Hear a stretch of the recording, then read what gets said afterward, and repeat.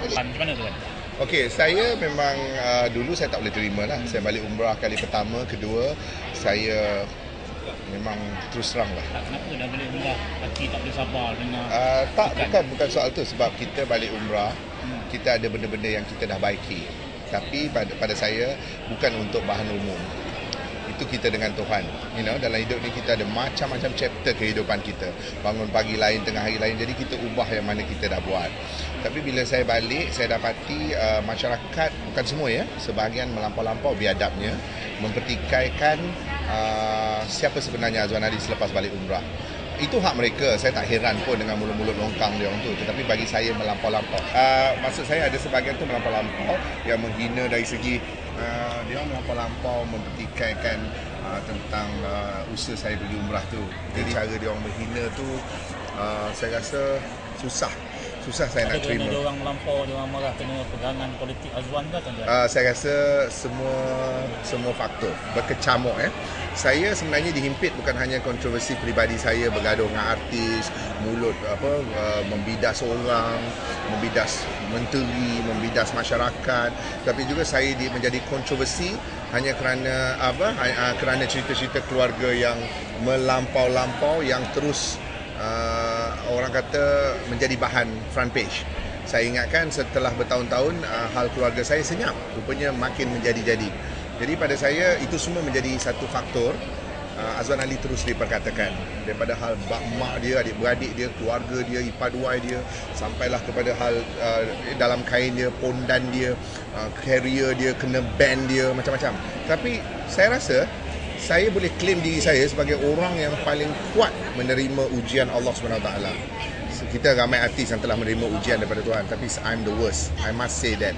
Tapi Alhamdulillah saya kuat sebab saya tahu setiap yang berlaku tu memang semakin banyak hikmah-hikmah dia. Jadi insyaAllah saya nak pergi umrah minggu depan ni. Antara hikmah yang Azwan dapat sekarang? Rupanya billions, macam bahasa saya lah, billions menyokong saya. Saya tahu yang menghina saya, yang mengeluarkan kata-kata kesat tentang umrah saya, mak saya, keluarga saya, career saya, masa depan saya adalah orang yang sama. And then I boleh bet disebabkan tekanan-tekanan yang pelbagai itu, macam saya kata tadi, saya become strong, dan hikmah dia saya tahu billion semakin menyokong saya. Maksud sayang, saya pergi mana-mana pun, you bayangkan depan Kaabah orang mencemuh adik-beradik saya yang patut dicemuh. Saya tak perlu cakap adakah Azmin Ali atau nama-nama lain, tapi seingat saya majoriti orang Melayu memberikan salam. Ni you harus keluarkan statement ni dalam bentuk video ke apa, you go ahead, I don't mind. Ini bukan propa ini dengan nama Allah SWT. Depan Kaabah, tepi Kaabah, orang menyokong saya dan Azmin Ali. So sendiri mau ingatlah, saya tak perlu sebut nama-nama lain yang tak berkenak, yang tak membawa kebaikan dalam hidup saya. Kalau depan Kaabah, jemaah yang berduyun-duyun orang Malaysia pergi tu boleh peluk saya, salam saya, memberi kekuatan kepada saya dan Azmin Ali. What does it mean? Betul tak? Mungkin Tuhan belum tunjuk 100% hikmah dia, tapi inilah ujian kami dua beradik yang telah menerima penangan-penangan dari darah daging sendiri, keluarga sendiri yang teramat dahsyat. Saya tidak menghina masyarakat sangat, tapi saya kesal keluarga saya tidak langsung, sebahagian keluarga saya tidak langsung rasa bersalah, berdosa dengan ketentuan Allah. Tak ada langsung niat untuk berdamai. You're right, I don't mind, let them read.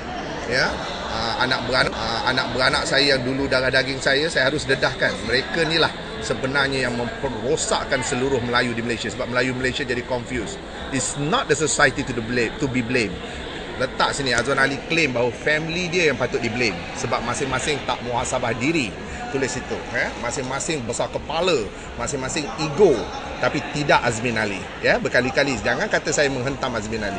Azmin Ali saya tahu hati dia macam mana, perjuangan dia macam mana. So orang tak tahu. Lantak dia dengan politik dia. Mungkin politik dia menyimpang, menyonsang, itu semua none of my business. I'm talking about peribadi Azmin Ali.